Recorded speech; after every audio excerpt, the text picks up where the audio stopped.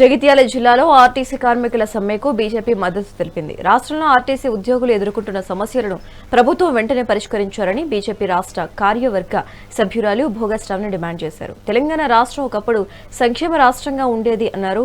ఇప్పుడు ఆ పరిస్థితి లేదు అన్నారు. అన్ని వర్గాలు కలిసి ఉద్యమం చేస్తేనే తెలంగాణ రాష్ట్రం వచ్చిందని గుర్తు చేశారు. ఆర్టీసీ సంస్థను పూర్తిగా ప్రభుత్వంలో విలీనం చేసి ఉద్యోగులకు భరోసా కల్పించాలని భోగా శ్రావణి కోరారు.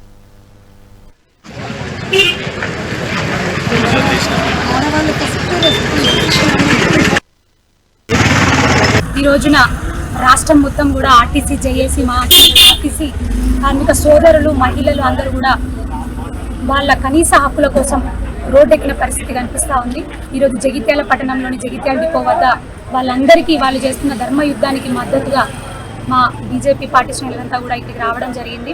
2019లో ఏదైతే వాళ్ళ హక్కుల కోసం తెలంగాణ ఉద్యమం టైంలో ఇందాక ఒక అక్క చెప్తా ఉంది, మేము టై రాపితేనే మాదంటూ ఒక పాత్ర ఉన్నప్పుడే ఉద్యమం అనేది ఊపొచ్చింది. మేము లేకుండా ఉద్యమంలో ఎక్కడా లేదు.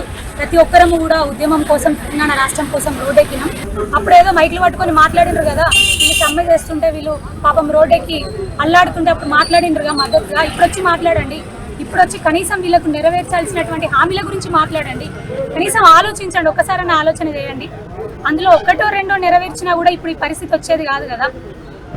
వాళ్ళు ఏదో గొంతమ్మ కోరికలు కోరట్లేదు. నువ్వు రేవంత్ రెడ్డి ఏం చెప్పినావు? ప్రతి దగ్గర తిరుక్కుంటూ ఆర్టీసీ కార్మికులకు రావాల్సిన కనీస హక్కులు రాలేదు. మా గవర్నమెంట్ వచ్చిన తర్వాత ఇమీడియట్గా మేము ఇస్తాము, ప్రభుత్వంలో విలీనం చేస్తామన్నావు కదా. ప్రభుత్వం వచ్చి ఎన్ని రోజులు అవుతుంది? ఈ రోజున